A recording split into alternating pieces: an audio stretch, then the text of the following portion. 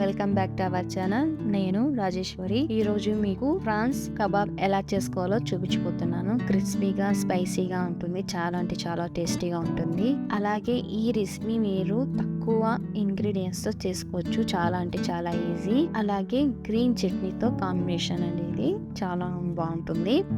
ముందుగా 1/2 కిలో నేను రొయ్యలు తీసుకున్నాను.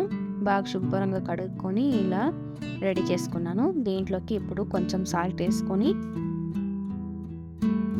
కొంచెం పసుపు వేసుకుంటున్నా. అలాగే దీంట్లోకి కొంచెం కారం పొడి వేసుకుంటున్నా. అలాగే కొంచెం కలర్ వేసుకుంటున్నా.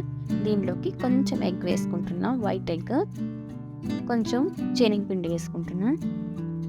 అలాగే దీంట్లోకి కార్న్ఫ్లవర్ 1 టేబుల్ స్పూన్, అల్లం పేస్ట్ వేసుకొని మొత్తం దీన్ని కలుపుకోవాలి ఇలా. తర్వాత దీంట్లోకి కొంచెం కరివేపాకు వేసుకుంటున్నాను. వేసుకొని తర్వాత దీన్ని పక్కకు పెట్టేసుకుంటున్నా.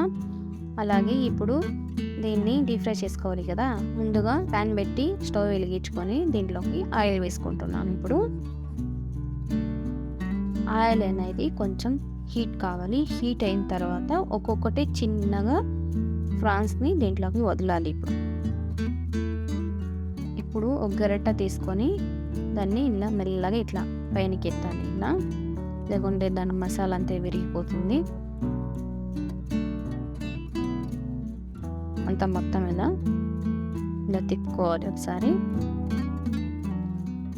దీన్ని ఒక 10-12 నిమిషాల పాటు దీన్ని బాగా డీప్ ఫ్రై చేసుకుంటే క్రిస్పీగా బాగా వస్తుంది. ఇప్పుడు ఒక ప్లేట్ తీసుకొని సర్వ్ చేసేసుకుందాం. అంతే అండి, చాలా సింపుల్. ఇది ఫ్రాన్స్ కబాబ్ రెడీ అయిపోయింది. దీనికి కాంబినేషన్ చట్నీ, దీన్ని ఎలా చేసుకోవాలో చేసి చూపించబోతున్నాను. చిన్న జార్ తీసుకొని దాంట్లోకి కొంచెం పుదీనా, కొత్తిమీర, 4 పచ్చిమిరపకాయలు, కొద్దిగా తెల్లవాయలు, కొద్దిగా అల్లం, కొంచెం చింతపండు, 1 టమాటా, కొంచెం ఎర్రగడ్డ, అలాగే కొంచెం స్ప్రింగ్ ఆనియన్, టేస్ట్ తగినంత ఉప్పు, కొద్దిగా నీళ్లు, దీన్ని వేసి గ్రైండ్ చేసేసుకోవాలి. చూడండి ఇలా వస్తుంది. అంతే అండి, ఫ్రాన్స్ కబాబ్ రెడీ అయిపోయింది. దాని కాంబినేషన్ చట్నీ అండి. చట్నీతో తింటే సూపర్గా ఉంటుంది. ఒకసారి మీరు కూడా ట్రై చేయండి. నా ఛానల్ని లైక్ చేయండి, షేర్ చేయండి, సబ్స్క్రైబ్ చేసుకోండి. ఇంకా వీడియోతో మళ్ళీ కలుద్దాం ఫ్రెండ్స్. బాయ్.